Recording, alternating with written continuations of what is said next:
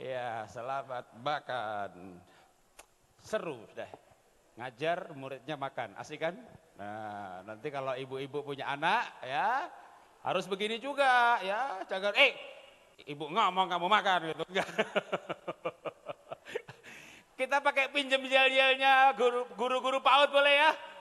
Yel-yelnya siapa saya? Saya guru hebat, milenial berprestasi. Diganti, saya orang tua hebat, milenial berprestasi. Siapa saya?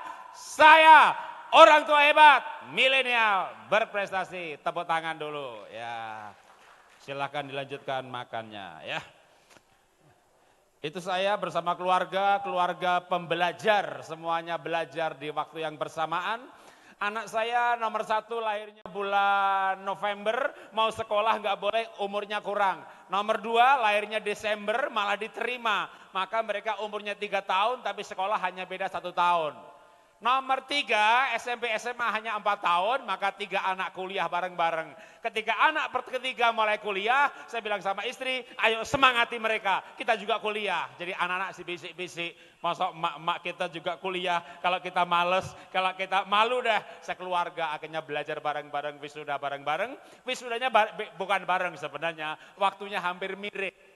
Paling kecil kuliahnya di Singapura, paling kecil di Australia, 1-2 di Singapura. Makanya waktu anak paling kecil wisuda, kita sekeluarga ke Australia bawa toga masing-masing. Ngapain? Narsis lah. Kan keluarga milenial. Ya, anak pertama kelas 1 SD sampai 3 SMP ranking 1 terus, 3 SMP dapat beasiswa, 8 tahun kuliah gratis. Nomor 2 demikian, nomor 3 nyusul ke Australia.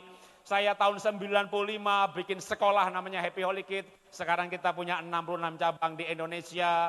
Kami punya tim untuk mendidik guru-guru PAUD bisa menyulap supaya pinter menyulap kayak Kak Seto. Kita juga ada tim untuk melatih guru PAUD teknik ballooning atau mengarang lagu, mengarang cerita. Dan kita juga sedang memproduksi atau membangun tepatnya Happy Holy Kid Land 9 hektar di Telaga Kauripan, Parung, Bogor. Ini pintu gerbangnya, itu bonekanya besar sekali dan itu bisa menyanyi. Ya, itu strukturnya cukup gede dan bisa muat sekaligus hampir 80 sekolah sekaligus di waktu yang sama. Kami rancang taman ini untuk dikunjungi PAUD-PAUD di Jabodetabek. Tantangannya saya lewati, ini tadi disampaikan pada waktu pagi hari, kalau ada rekamannya nanti Bapak Ibu bisa melihat di YouTube-nya, mungkin PAUD-nya Lampung Selatan. Bagian saya malam hari ini adalah, kalau ini adalah gebiar guru PAUD dan parenting, saya bagian parenting ya. Saya mau cerita bagaimana menjadi ayah, menjadi ibu. Maka saya berikan judul Smart Parenting, S. Nomor 1 apa? Supporting. Jadi pendengar yang baik, komentator yang bijak, jaga rahasia, nggak usah dibahas. Saya berikan bahasan bagaimana ibu dulu, terutama terhadap anak-anaknya memberikan solusi. Anak itu punya masalah 5, tapi dia nggak cerita. Mah, temanku ulangan biologi nilainya 5 loh mah, gitu ya. Ibu bilang apa sama anak? Awas lo ya, kamu jangan ikut-ikutan dia tuh, main game melulu, kesana kemari lu nggak belajar, awas lo ya, gitu ya. Padahal anak mau cerita kalau dia nilainya 4. Tapi dia cerita temannya dulu, temanku nilainya 5, dia pengen lihat reaksi ibunya, ibunya setannya keluar, awas lo ya, makanya kamu apa, oh, kalau gitu gak jadi cerita, 5 cerita disimpan. Makanya ibu harus jadi sahabat yang menyelesaikan solusi. Kalau ada punya anak punya masalah, kimiaku 5 lagi. Ibu bilang apa sama anak? Nak, apa mama panggili guru les? Memang mama punya duit, ya nanti mama jual cincin. Nggak usah dah mah, aku belajar lebih rajin aja dah gitu ya. Besoknya lapor lagi, udah rajin, kenapa masih 5,5 ya mah ya? Saatnya ibu atau bapak salah satu. Jadi ibu yang jujur. Karena itu penting kalau Kak Seto berkata, anak perlu punya percaya diri. Saya kasih fondasi. Percaya diri itu output kalau orang punya gambar diri. Gambar diri bagaimana orang menilai dirinya dan menjawab pertanyaan, aku ini siapa? Misalnya anak bapak ibu 3. Nomor 1, nomor 2, kimianya 9, 10. Nomor 3, 5, 6, 5, 6. Maka sini anak melihat foto keluarga. Kok wajahku beda sama kakak ya? Kok wajahku beda juga sama kakak pertama ya? Jangan-jangan aku di rumah sakit dulu ketuker kali ya. Tapi kalau ibu jujur, waktu anak berkata, ma nilaiku 5. Ibu jujur. Nak tenang. Loh kok tenang sih ma?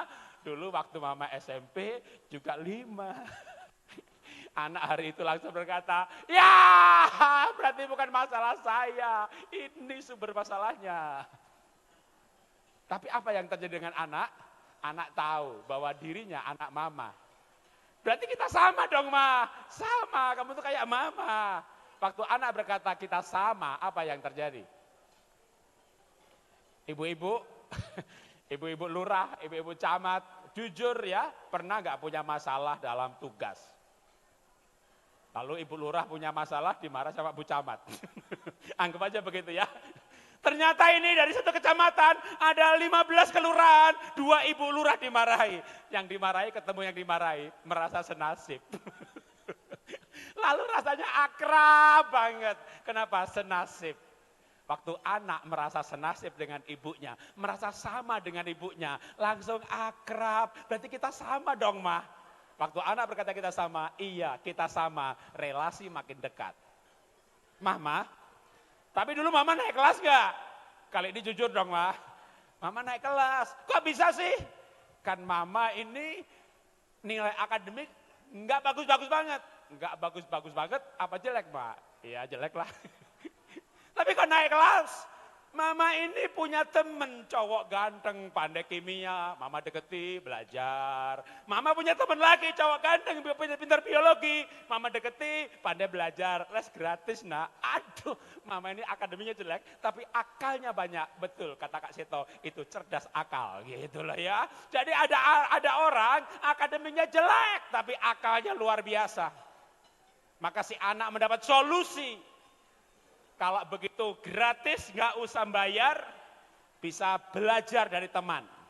Mama, tapi belajar dari teman emangnya gampang.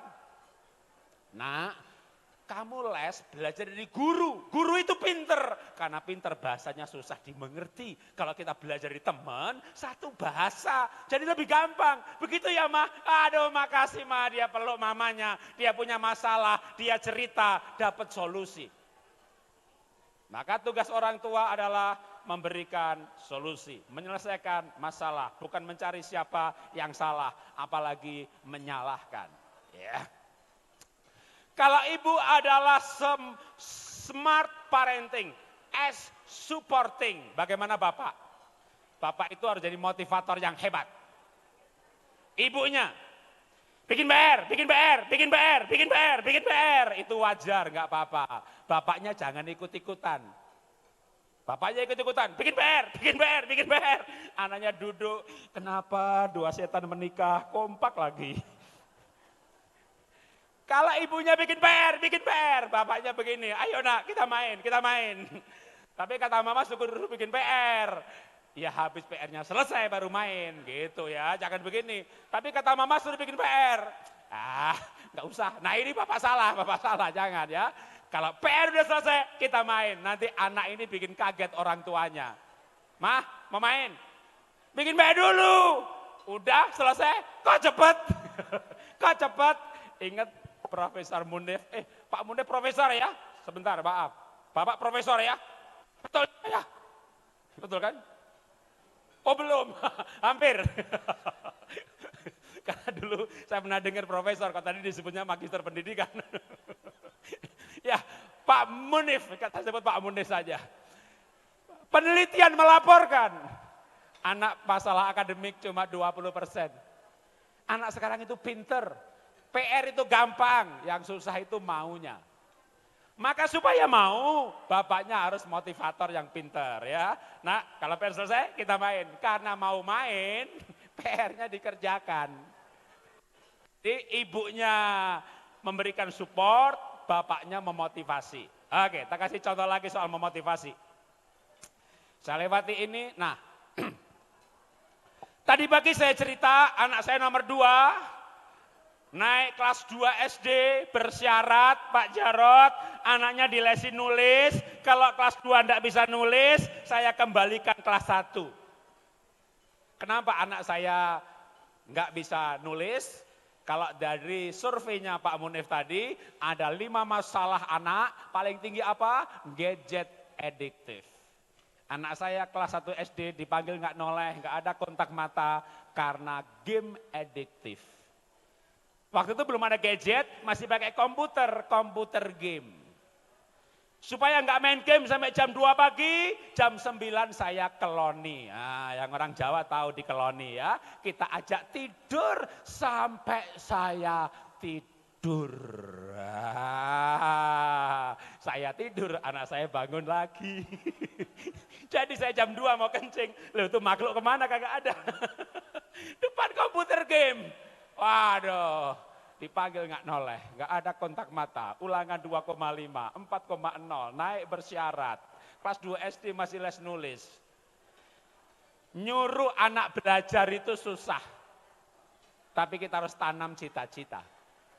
Apalagi nyuruh belajarnya salah. Nah, belajar yang pinter. Kamu kalau nggak pinter, mama malu. Mama ini Bu Lurah, tahu nggak? Karena bapakmu Pak Lurah. Ngerti kamu ya? Gitu ya. Aduh, kamu belajar. Kalau kamu bodoh, mama malu karena mama guru, ngerti enggak? Malam-malam anak cari papanya, Pak, mama bisa ganti pekerjaan enggak? Jangan jadi guru gitu loh. Kenapa sih nak? Berat jadi anak guru. Jangan memotivasi, menyuruh anak demi dirinya. Nak, kalau kamu belajar, kamu pandai. Kamu pandai, nanti kamu besar, banyak yang cinta sama kamu. Pacar kamu banyak yang mau, kamu tinggal pilih yang paling baik. Kalau kamu belajar, kamu pintar, masa depanmu luar biasa. Kamu. Demi kamu, bukan demi kita. Menyuruh belajar susah, tapi menanam cita-cita gampang. Tapi jangan kura-kura, disuruh jadi juara terbang. Dan Raja Wali jadi juara menyelam. Anak saya hampir nggak naik kelas gara-gara main game. Ben, namanya Bena. Ben, kalau besar kamu jadi apa? Diem aja. Anak sekarang ini kalau ditanya cita-cita diem. Kenapa? Kalau saya bicara memang dia ngerti. Karena cita-citanya YouTuber, Instagramer, jenis pekerjaan yang zaman kita kagak ada. Kalau sekarang pun kita tahu ada YouTuber, kita nggak tahu duitnya berapa. Tanya dari Kobuser, seminggu mungkin lebih 5 miliar. Jadi jangan takut anak jadi YouTuber, mereka lebih kaya dari bupati. Miliaran tiap minggu. Tapi tentu nggak semuanya. Nah, waktu anak saya tak tanya diem aja, saya ingat guru lesnya hebat sekali, memotivasi anak saya mau nulis dengan memberikan donat. Anak saya punya obsesi makan. Jadi tak ajak makan dulu, sambil makan. Ben, kalau besar mau jadi apa kamu? Diem aja. Ternyata diem itu mikir, kasih tahu gak ya? Kalau kata kasih tahu, marah gak ya? Itu pergumulan anak. Akhirnya dia beranikan dirinya. Aku mau jadi gamer. Anak saya tidak naik kelas bersyarat karena main game, lalu cita-citanya gamer. Saya tahan nafas saya. Kalau sekarang saya pandai nahan nafas, karena sekarang saya jadi guru olah nafas. Tarik nafas, lepaskan. Dan dalam waktu 4 bulan saya sudah masuk sekarang WA Group ke 54, 512 orang. Insomnia sembuh, GERD sembuh, minum kista kanker, enggak jadi kemo, enggak jadi radiasi. Aritmia, denyut jantung enggak teratur, sembuh.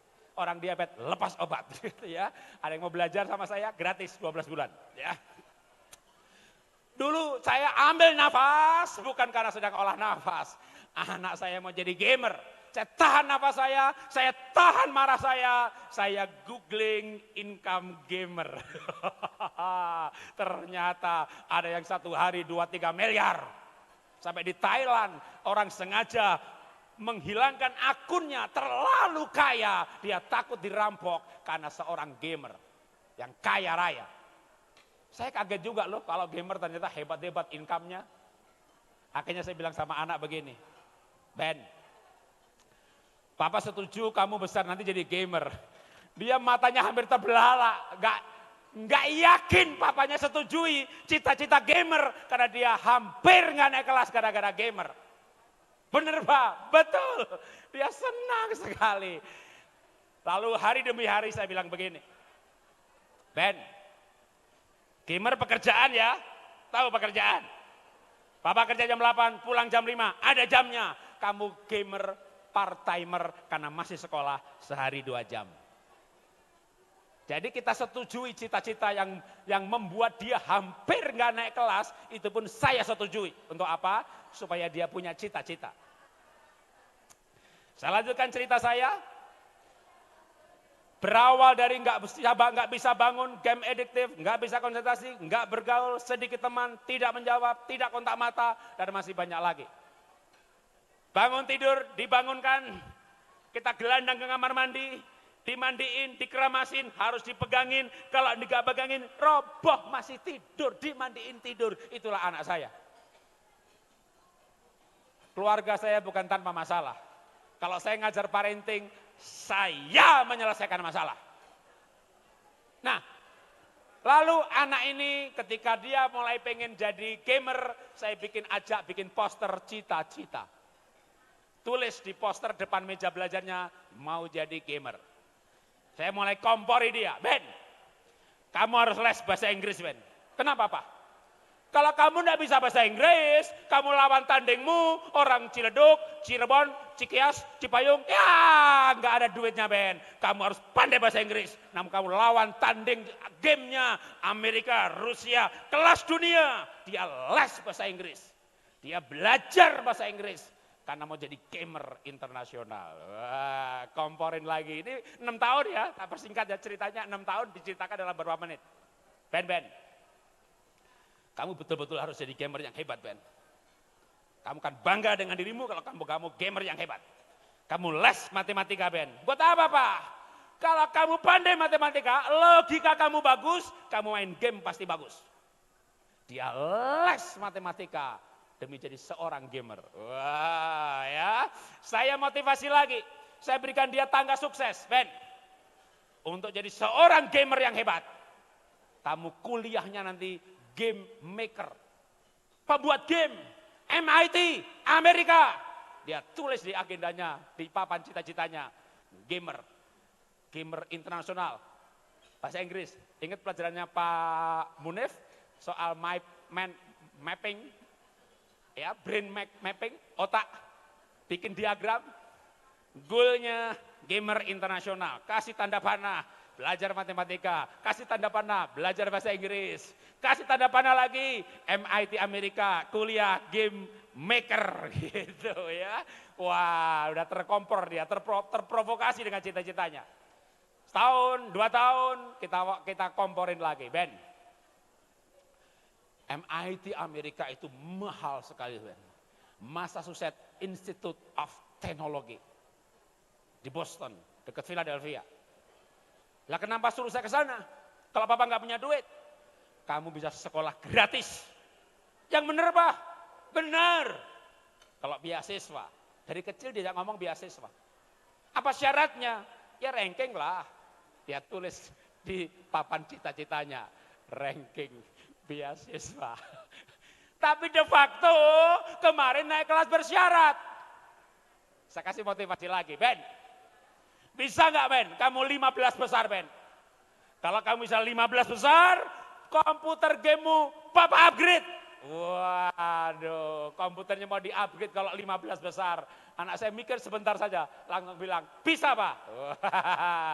Bisa Pak. Kenapa dia yakin bisa? Karena mau dikasih komputer game, mau dikasih upgrade komputer, itu kesenangannya bukan. Kenapa dia yakin bisa 15 besar? Kenapa dia yakin bisa 15 besar? Karena satu kelas 17 anak. Jadi kemarin dia ranking 17. Naik kelas bersyarat. Sekarang 15 besar. Berarti cuma naik sedikit. Itu namanya motivasi yang realistis. Namanya motivasi yang achievable. Jangan begini, pulang-pulang webinar ya. Nah, anak Pak Jarod, nak, sekolah di Singapura 3 SMP sampai lulus kuliah 8 tahun, nak. Gratis sekolahnya, asrama gratis lagi. Bahkan tiap bulan dikasih $1.200, 15 juta. Sekolah aja dibayar 15 juta. Begitu lulus aku denger, nak, gajinya 100 juta. Sekarang udah lebih banyak lagi. Anak saya kayak saya gini ceramah. Ke Boston, ke New York, ke Guangzhou, ke Sydney, 60 menit, sekarang tarifnya sudah kalau dirupiahkan 200 juta. Pak Herdinand, jangan panggil anak saya Pak, panggil bapaknya lebih murah. Tapi kalau temanya mau milenial, boleh panggil dia. Pernah dipanggil sama Pak Jokowi, bersama dengan Renat Kasali, duduk satu meja. Dan saya tanya anak saya tarifnya berapa? Saya tahu Pak Renat Kasali. Kayaknya dia dibayar lebih mahal daripada yang Indonesia. Kenapa? Dia home base-nya di Singapura. Anak-anak kami sekarang karirnya hebat-hebat, tetapi dulu hampir nggak naik kelas. Waktu saya motivasi dengan 15 besar dulu ya, jangan ibu-ibu nanti, nak, anak Pak Jarod, nak, sekolah gratis, nak, beasiswa, ranking 1, kamu bisa ya, nak ya? Tahun depan ranking 1 ya, nak ya? Ya, mana bisa, Ma. Jadi anak saya tak targetin 15 besar. Bisa dong, satu kelas 17. Mertua saya datang dari Cirebon. Di kota itu satu kelas 40 anak. Mertua datang ke Jakarta. Saya bilang, opa, Bena hebat opa, 15 besar. Otaknya kan Cirebon, satu kelas 40. Wah, cucu papa hebat. Ayo kita ke mall, Pak Opa traktir. Opanya traktir, bayar makan. Istri saya mau kasih tahu papanya, jangan kasih tahu dulu kalau satu kelas 15. Kenapa? Biar dibayar dulu, kalau udah bayar baru kasih tahu. Jadi akhirnya kita kasih tahu, opa, satu kelas, ya tetap bagus 15. Udah terlanjur bayar. Jadi 15 besar, semester depan 12 besar, tahun depan 10 besar. Singkat cerita ya, singkat cerita aja, gak disingkat nanti ibu-ibu gak pulang semuanya. Dalam waktu 6 tahun, dia kelas 2 SMP. Istri saya bilang begini, Ben, Kak Nia 3 SMP beasiswa ke Singapura. Kamu 3 SMP beasiswa juga ya. Sekarang kamu 2 SMP, kamu daftar. Kan nanti sainganku 3 SMP semuanya. Mama, papa enggak minta kamu menang. Kamu daftar sekarang, kamu tahu soalnya. Itu pun belum tentu kamu daftar diterima untuk ikut ujian, belum tentu menang. Tapi kalau diterima, ikut ujiannya, kamu tahu soalnya. Tahun depan, kamu ikut daftar, kamu pasti lulus. Yang daftar, dia menang. Itu orang-orang pandai se-Jakarta 3 SMP dikalahkan sama anak saya yang 2 SMP, yang 6 tahun sebelumnya hampir gak naik kelas. Maka saya selalu berkata, tugas guru, tugas orang tua, bukan memilih anaknya yang paling pandai lalu dicintai lebih daripada yang lain. Yang tidak pandai, yang nakal justru butuh kasih sayang lebih. Kalau kita mencintai lebih, maka dia akan merasa aman. Rasa aman, otaknya serotonin. Bahagia, melatonin. Antusias, endorfin. Oh, Gerard Edelman, pemenang Nobel mengenai otak yang maksimal. Anak yang penuh cinta kasih, otaknya luar biasa. Ya, kita biasa seminar. Saya nulis buku bagaimana mencerdaskan otak anak Anda. Diterbitkan Gramedia. Bunda-bunda PAUD, guru-guru mau training lanjutan sama saya, paling enggak 3 hari. Saya ajarkan bagaimana anak IQ-nya naik. Kenapa saya yakin sekali bisa mengajarkan? Saya buktikan, saya lakukan untuk anak saya sendiri. Dan 3 anak kami, saya berani berkata, mereka hebat-hebat. Dibanding orang-orang yang selevel, dia pencapaian karirnya, gajinya 2, 3, 4 kali lipat. Kita lanjutkan lagi. Anak ini akhirnya dapat beasiswa, singkat cerita, 4 tahun di Singapura, dia lulus Sek 3, itu 3 SMP, junior college, kayak SMA kelas 1, kelas 2. Maka 10 pelajaran 9A. hanya satu yang B+. Pemerintah tawari dia lagi kuliah gratis di Singapura. Anak saya berkata begini, Pak, setelah aku besar, setelah aku dapat beasiswa, temanku orang pandai semuanya, aku tahu siapa diriku, aku tahu keunikanku, aku tahu passionku, aku tahu otakku. Dia assessment bagaimana, Bapak Ibu mau assessment untuk anak-anaknya, tak kasih link gratis ya. Pak Munif tadi mengajarkan orang tua harus tahu keunikan anak, sanguin apa? Keunikan psikologisnya. Pengen tahu anaknya sanguin, plekmatik, melankolik atau kolik, tak kasih link gratis. Pengen tahu anaknya foto karakternya merah, hijau atau kuning atau biru, tak kasih linknya gratis. Pengen tahu anaknya secara MBTI, Myers-Briggs Type Indicator. Saya ENFP, istri saya ISTJ. Saya tahu semua anak saya detail dari foto karakter, DISC, personality, enneagram, dan itu semuanya bisa assessment hari ini free di Google ada. Maka kami mendidik anak, pola asuh 3 anak, 3 gaya parenting sesuai keunikan anak. Kita perlu tahu keunikan anak sampai detailnya karena cara motivasinya berbeda-beda. Motivasi anak sanguin sama kolerik berbeda sama anak pragmatik. Cita-cita anak merah sama foto karakter biru berbeda-beda, cita-cita yang cocok. Jangan nyuruh kura-kura punya impian jadi juara terbang. Diajak ngomong aja nggak antusias. Maka cita-citanya pas, gaya belajarnya pas. Gaya belajarnya apa? Auditory, kinestetik, atau visual. Maka pendampingan belajarnya pas, motivasinya pas. Maka anak pasti hebat. Pasti, tidak mungkin tidak. Ya. Singkat cerita, waktu dia nilainya bagus, dia berkata begini, Pak, aku ganti cita-cita, Pak. Hah? Aku nggak pengen jadi gamer lagi, Ben. 1 minggu 1 miliar loh, Ben.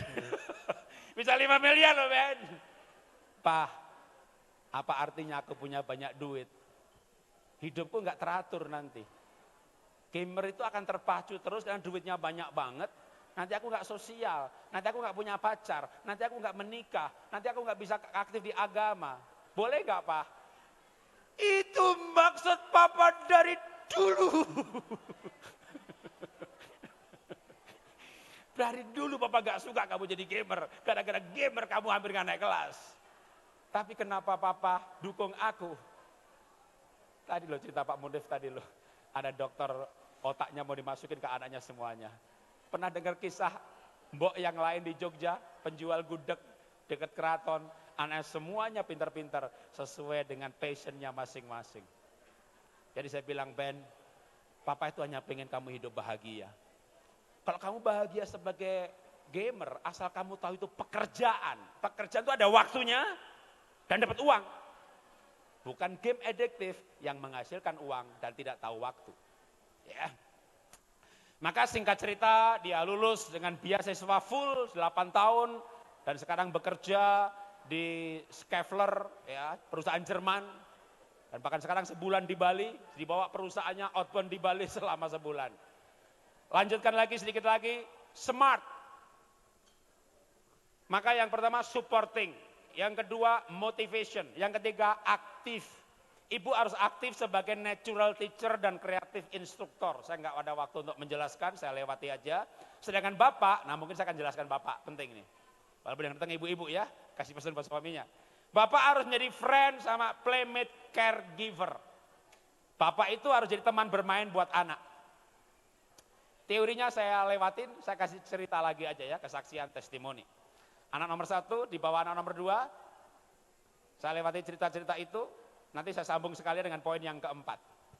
Berbicara mengenai Bapak sebagai sahabat anak. Ya.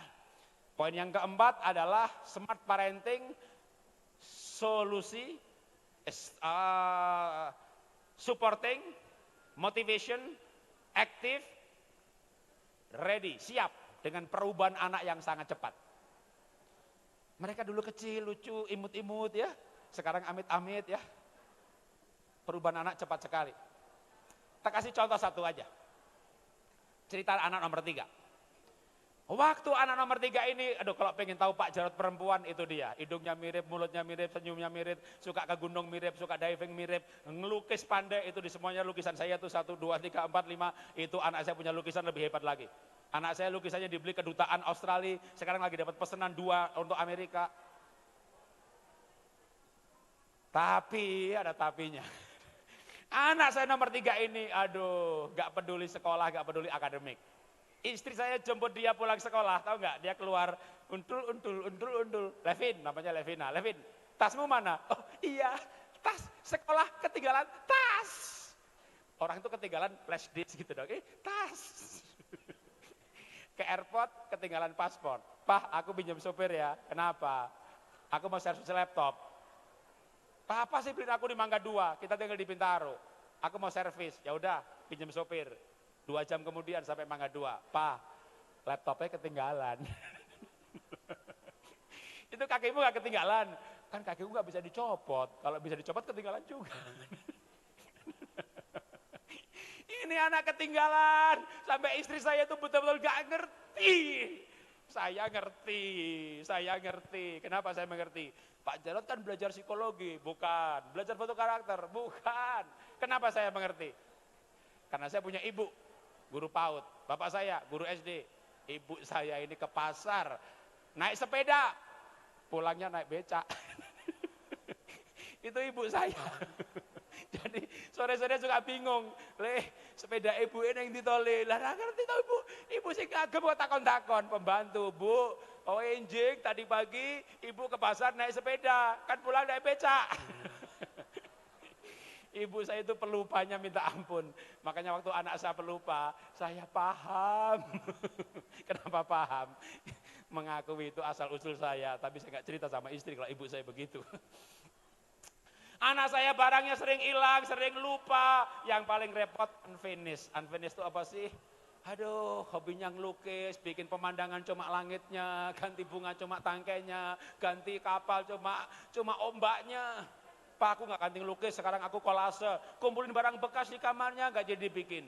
Pak, aku sekarang hobinya fashion, dia bikin gambar baju bagus sekali, dia pecah pola, dia beli kain, dia potong, dia bikin lagi gambar baju bagus banget, dia pecah pola, dia beli kain, potong lagi, dia bikin gambar baju bagus banget, dia pecah pola, dia potong lagi, terima pemotongan, nggak pernah dijahit. Saya bawa ke psikolog. Bu, anak saya ini unfinished, semuanya serba tidak selesai. Saya khawatir dia pacaran nggak selesai, dia nikah nggak selesai, dia kerja nggak selesai. Dan psikolognya berkata, singkat cerita, Pak, anak Bapak ini tidak selesai kedewasaan psikologisnya. Kenapa anak saya tidak selesai kedewasaan psikologisnya? Karena anak ini kehilangan figur Bapak, Bapak yang jauh. Saya nulis buku parenting. Saya ngajar parenting, tapi terlalu sibuk mengajar, waktu untuk anak nomor 3 ini kurang. Sehingga istri saya ibu yang dekat, saya bapak yang jauh, keseimbangan figur ayah ibu kurang. Baca bukunya Gerard Edelman, pendidik pemenang Nobel Pendidikan tahun 71, sudah lama. Untuk membuat anak otaknya maksimal, figur ayah, figur ibu harus imbang. Ibu bisa berkata kepada suami, aku gak butuh kamu, laki-laki malas duitnya sedikit. Anak butuh bapaknya. Anak butuh bapaknya. Ya, singkat cerita. Jadi gimana supaya anak saya bisa finish tanggung jawab, karena anak milenial banyak pinter tapi gak tanggung jawab. Bapak harus masuk ruang jiwa si anak. Gimana saya bisa masuk ruang jiwa si anak? Tidak ada pilihan lain dan jalan lain, interaksi. Ya, anak usia dini gampang, kemana diajak pergi mau, remaja. Nah, mau ke Krakatau, asik loh. Kupikir deh, dia googling, nggak jauh, cari teman, berangkat sendiri. Ngajak anak remaja nggak gampang. Akhirnya begitu dia bilang sama mamahnya, Ma, aku mau beli ini. Oke, bertiga sama papa. Saya bisik-bisik istri di rumah. Nanti sampai mall, kamu bilang sama anak, mau kemana? Kamu ngilang, ya. Biasa dampingi anak. Jadi saya akhirnya punya program, Sabtu Minggu dampingi anak ke mall, bertiga berangkatnya sama istri, supaya anak mau, sampai di mall, istri menghilang, saya mendampingi. Bukan begini, nak ini duit, butuh apa, beli aja. Itu bukan mendampingi, itu bos, itu cukong. Bapak yang mendampingi. Apalagi dia anak perempuan. Aduh, bapak-bapak tahu perempuan. Yang namanya perempuan.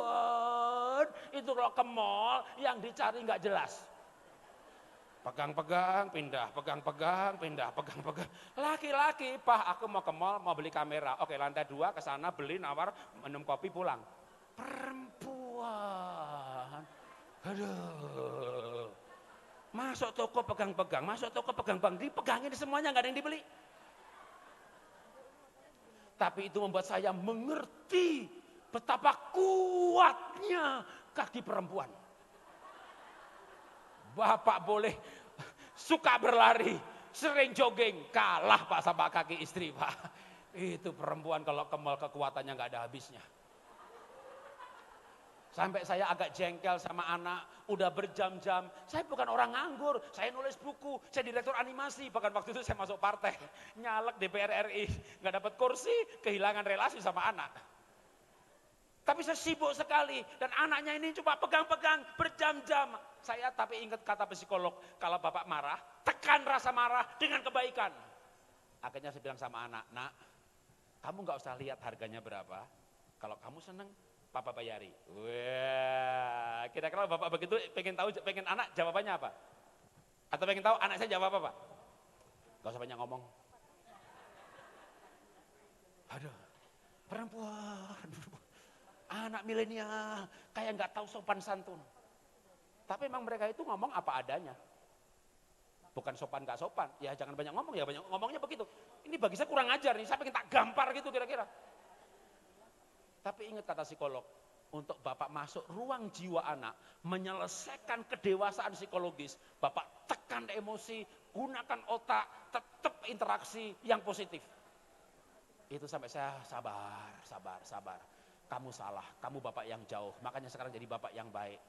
Singkat cerita, itu malam pulang mall, baru Sabtu sambil berkata, aduh besok masih Minggu, 1 tugas hari lagi. 1 hari, 2 hari, 3 hari, 1 bulan, 2 bulan. Singkat cerita, saya sama anak saya paling kecil bisa ke mall berdua, istri nggak ikut. Saya di Jakarta bisa seminar parenting, anak saya yang mendampingi. Karena itu seminarnya para guru, dia dandan kelihatan dewasa sekali. Sampai panitianya bingung, ini ibu ya masih muda sekali. Saya bilang anak saya, lu dandan ketuaan. Saya sama anak perempuan saya bisa minum kopi berdua, pergi ke mall, kita gandengan tangan. Minum kopi 1 gelas, sampai orang itu bingung kalau lihat saya. Kalau istrinya kemudaan, kalau anaknya mesra banget. Tapi singkat cerita, ketika saya berhasil masuk ruang jiwanya dan menyelesaikan kedewasaan psikologinya, kita bisa pergi berdua ke Australia, nggak sama istri, kita berdua aja kayak orang pacaran. Maka komitmen kuliah, komitmen tugas sekolah, Pak aku kuliah di Australia sudah 3,5 tahun, aku belum pernah 1 kali pun bolos, aku nggak pernah ketinggalan barang, dan barangku nggak pernah hilang. Aku setelah belajar masak, Papa nanti datang ke Australia, nginep di apartemenku aja, aku masakin tiap pagi. Wah, istri saya itu jujur nggak bisa masak, tapi dia pandai GoFood dan Gojek. Anak saya berubah 180 derajat, dan itu saya sadari betapa pentingnya peran ayah. Maka walaupun yang datang ibu-ibu, kalau ini direkam, kasih nanti suaminya, Pak, dengerin dia Pak, dengerin. Biar bapak-bapaknya berperan ya. Bukan hanya ibu-ibu lurah, Pak Lurah juga mendidik anaknya. Karena Pak Lurah adalah mendidik rakyatnya, tapi di rumah dia adalah bapak dari anak-anaknya. Maka seorang ayah, seorang ibu, bertanggung jawab bersama-sama. Yang terakhir, sebagai orang tua harus tough, harus keras, kuat dalam arti tabah. Karena memang mendidik anak itu tidak mudah. Apalagi di era perubahan yang luar biasa cepatnya, di mana anak-anak diracuni oleh ideologi New Age Movement, LGBT, humanisme yang kebablasan dan asasi yang kebablasan, sampai nggak ada Tuhan dan sebagainya. Tapi orang tua yang kuat, tabah, akan sanggup menghadapi perubahan anak-anaknya. Saya kembalikan ke Ibu Citra. Oke, terima kasih. Luar biasa sekali, materi-materinya sangat luar biasa.